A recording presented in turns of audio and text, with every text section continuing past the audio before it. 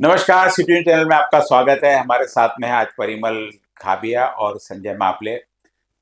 पिछले कई दिनों से लगातार सभी उम्मीदवार अपने प्रचार में लगे हुए हैं और प्रचार अब चरम सीमा पर है। आरोप प्रत्यारोप कई जगह चल रहे हैं, तो कई जगह कुछ बीच में हमले की भी खबरें आई है कहीं से। तो सारा कुछ मिक्स ट्रेंड चल रहा है, कहाँ पर किसकी स्थिति है कहीं पता नहीं चल रहा है। कई जगह ऐसा है कि वार्ड पहले अलग था, अभी प्रभाग की रचना थोड़ी सी बदल गई, कुछ कुछ प्रभागों में कई जगह पार्टियां बदल गई तो कई जगह उम्मीदवार बदल गए। काफी कंफ्यूजन की स्थिति है। हिंदुत्व वाली कई पार्टियां आपस में बट गई है, बटेंगे तो कटेंगे का नारा तो यहाँ सभी बढ़ते हुए नजर आ रहे हैं। अब कौन कटेगा कौन बटेगा ये तो अब 16 तारीख को मालूम पड़ेगा, लेकिन फिलहाल हमारे साथ में संजय मापले और परिमल खाबिया है।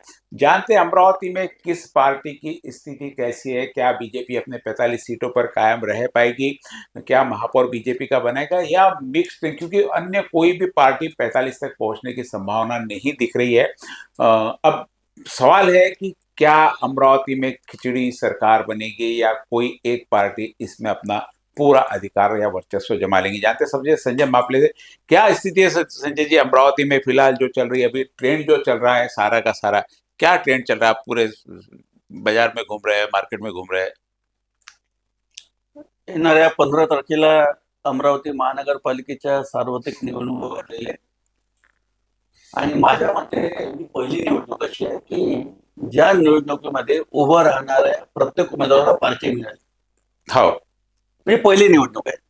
टोटल 33 पार्टियां अमरावती में चुनाव लड़ रही है। पूरे अमरावती में 33 जो रजिस्टर्ड पार्टियां है, 33 पार्टियों के चुनाव चिन्ह अभी मिले, हमने जो इसमें देखा है अभी।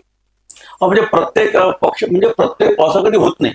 म्हणजे आपल्या इथं आता अमरावती महानगरपालिकेमध्ये इतक्या इतक्या पार्ट्या निवडणुका लढून राहिल्या खऱ्या अर्थात, त्यामुळे प्रत्येक उमेदवाराला एक पार्टीचं लेबल मिळालं. जी मग काही काही पार्ट्यांचं अस्तित्व अमरावती महानगरामध्ये कमी जरी असेल जी तरी या मागच्या सगळ्या उमेदवारीच्या तिकीट वाटपामध्ये जसा पोळा फुटला 27-28 जसा पोळा फुटला पार्टी पोला एक ही पार्टी का फुटा है, बीजेपी के बाकी सब तो आणि अभी मग राह देख रहे थे। आणि मग त्या पार्टीमध्ये इच्छुक असलेले उमेदवार अनेक पार्ट्यांना त्यांनी तिकडा घेतल्या. त्याच्यामध्ये मॅक्सिमम जे आपण कॅन्डिडेट पाहतो उमेदवार ते शिंदे गटाचे, शिवसेने गटाचे. जी आज अशी परिस्थिती असताना आज एखाद्या प्रभागामध्ये जर आपण गेलो आणि तिथल्या मतदाराला विचारलं की कोणाच्या विरोधामध्ये कोण उभा आहे, तर त्याचं उत्तर तो सुद्धा परिपूर्ण देऊ शकेल. शुरुआत में बहुत सारा कंफ्यूजन की स्थिति। असं असं माझं मत आहे. त्याचा अवकडा आपण जे पाहतोय की 4 रचना प्रभागामध्ये जी जी आणि या 87 वार्डामध्ये आणि 22 प्रभागामध्ये एकच प्रभाग असा आहे एसआरपी प्रभाग की त्या ठिकाणी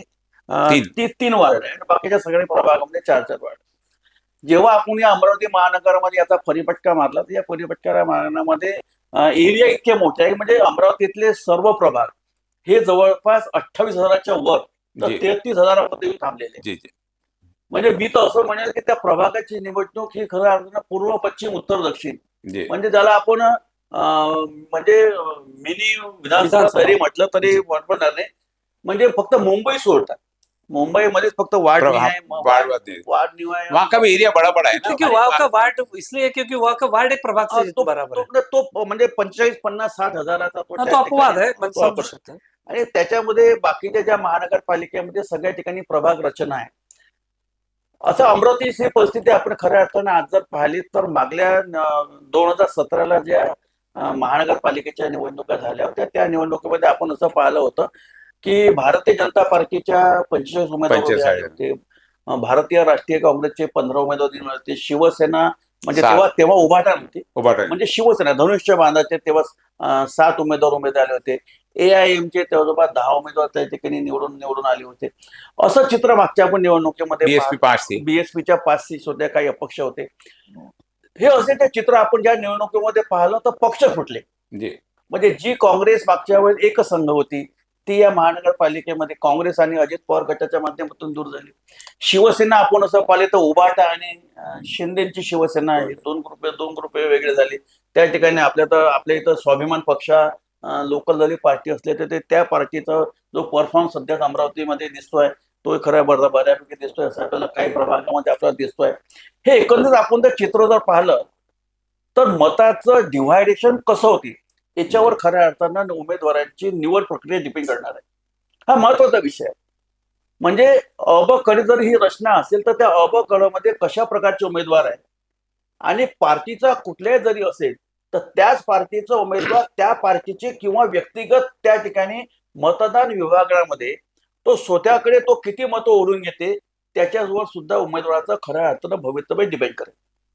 त्याच्यामुळे आज आपण निश्चित जर हे सांगू शकत नाही की कोणाचे उमेदवार किती निवडून येतील, पण मला असं वाटते की या खरी लढत नहीं, अमरावतीमध्ये लेकिन ही ये भारतीय जनता ये पार्टी आणि काँग्रेस पक्षाची. जी जी भारतीय जनता पार्टी, क्योंकि दोनों राष्ट्रीय पार्टी है, दोनों का अपना वोट बैंक है, दोनों की अपनी मैनेजमेंट है।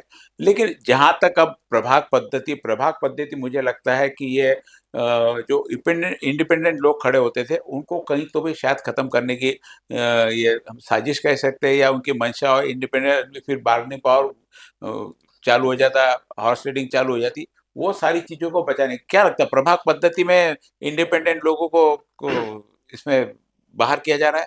देखिए, जिस तरीके से भारतीय जनता पार्टी का एक विजन है कि जैसे कई बार कहा जाता है कि भारतीय जनता पार्टी आरोप लगते हैं कि टू पार्टी वोटिंग सिस्टम पे काम करने के लिए उत्सुक है।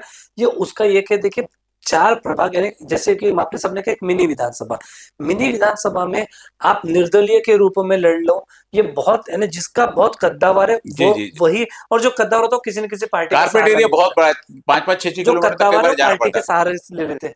बहुत कम ऐसे होते हैं जो अपने बल पे आ पाते हैं। तो अगर 87 में 1 या 2, मुझे लगता है इस बार 1 या 2 की संख्या भी नगण्य दिखाई देगी, जी। क्योंकि अब पार्टियां इतनी हैं।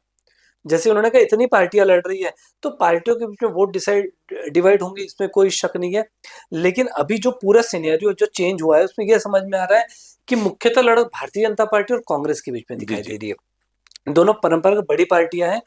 कांग्रेस अंडर करंट में चल रही है, जो समझ में आ रहा है कि अंडर करंट में वो अपने कार्यकर्ताओं के लिए हाँ, वो जिस तरीके से कार्य, स्मूथली वर्क चल रहा है हाँ, उसका। वो शोबाजी या दिखावे पे अभी नहीं चल रहा है। लेकिन जिस तरीके से हो हल्ला उठा अन्य पार्टियों को लेकर अगर हम बात करें, वो सिर्फ हो हल्ले तक ही सीमित रह गया, और वो कहीं भी जमीनी स्तर पर जो हमने यानी सर्वे हो रहा है उसमें जमीनी स्तर पर तो फिलहाल दिखाई नहीं दे रहा। आने वाले 3 दिन और बचे, 4 दिन बचे, उसमें क्या होता है वो तो देखने का समय होगा।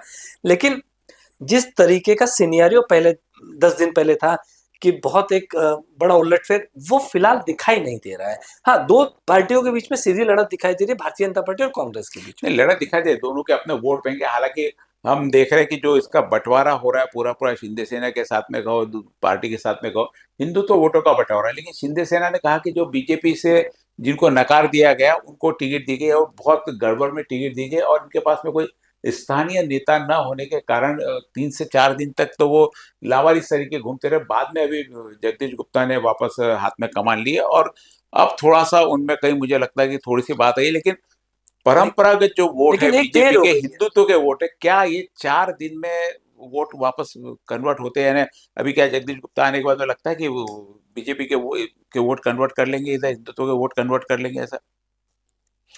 माझं याच्यावर असं मत आहे की जगदीश गुप्तांनी जेव्हा खऱ्या अर्थानं शिवसेनेमध्ये प्रवेश घेतला, त्यांना विभागीय पद मिळालं, त्याच्यानंतर मला ते पॉलिटिकल कॉन्फरन्स तयार झाली जी, जी।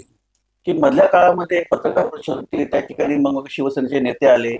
संजय राठोडच्या सभेमध्ये जगदीश गुप्ता स्वतः त्या मिटिंगच्या बाहेर पडले.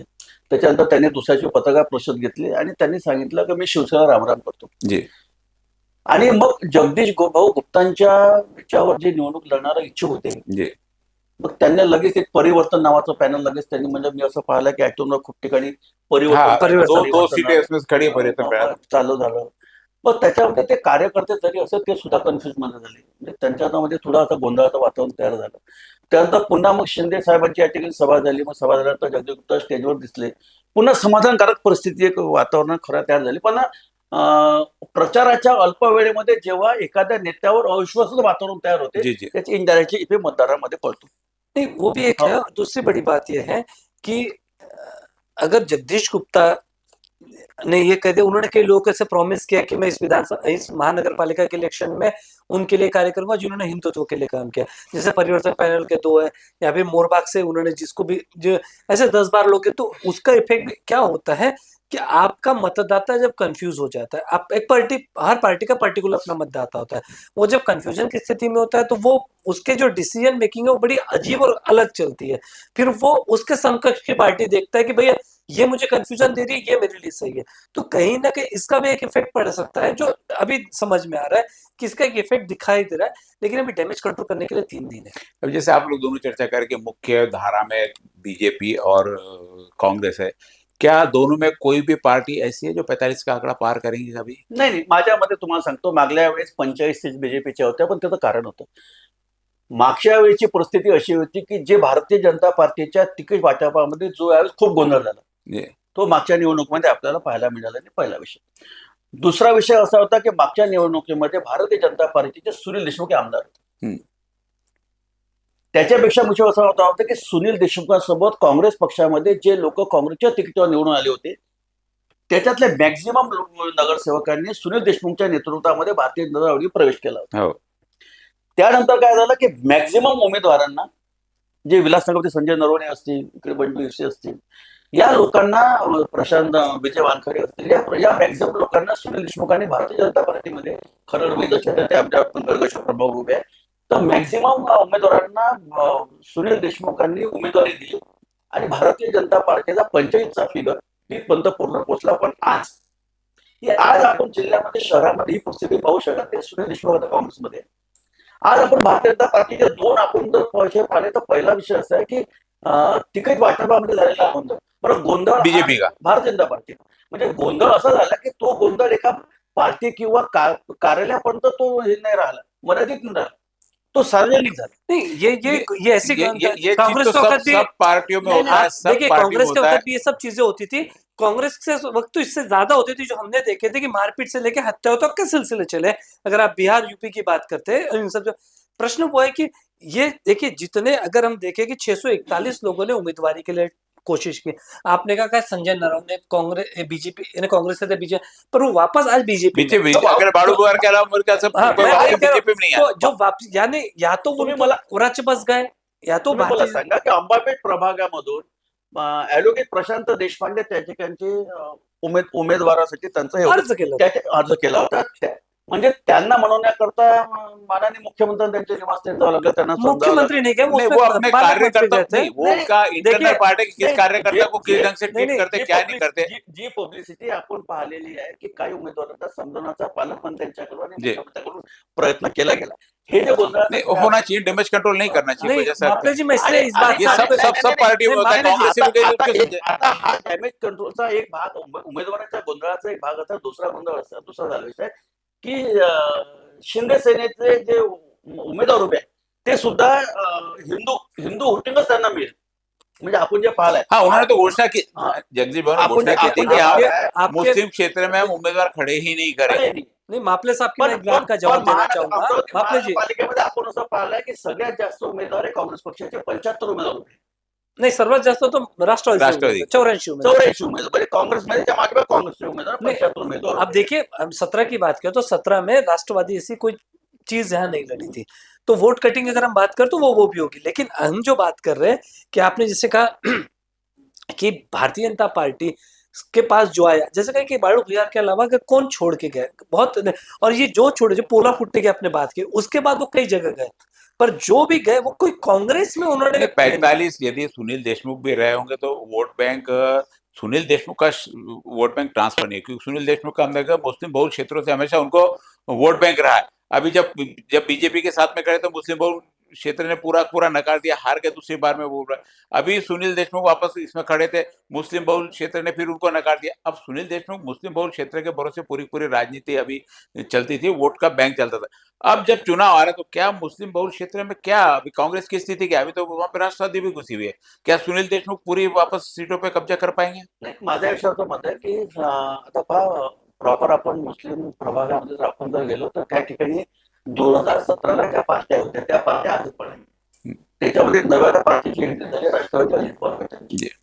आज आपण तिथं पाहतो की त्या ठिकाणचं सुद्धा म्हणजे मी असं म्हणणार नाही की 100% प्रभुत्व त्या ठिकाणी काँग्रेसचं, पण त्या ठिकाणी सुद्धा मोठ्या प्रमाणामध्ये मताचं डिवायडेशन होतं. त्या ठिकाणी काही दुसऱ्या पार्ट्या सुद्धा त्या ठिकाणी संधी मिळू शकेल.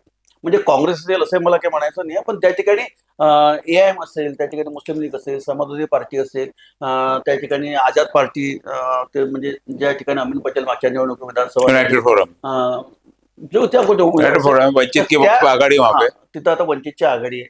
त्याच्यामुळे मुस्लिम प्रभागामध्ये आपण असं पाहिलं तर मुस्लिम प्रभागामध्ये भारतीय जनता पार्टीचे आणि शिंदे गटाचे उमेदवार नाही, त्या प्रभागात आपण पाहतो. तर त्याच्यामुळे त्या ठिकाणचा जो मतदार आहे तो मतदार निदान आता काँग्रेस आणि त्या ठिकाणी दुसरा एखादा पक्ष त्या ठिकाणी मुस्लिम बहुल क्षेत्र की बात चल रही है, मत पर किसका अधिकार, कांग्रेस का है, राष्ट्रवादी का, वहां की स्थानीय पार्टी का? एक छोटे से ब्रेक के बाद ये चर्चा जारी रहेगी।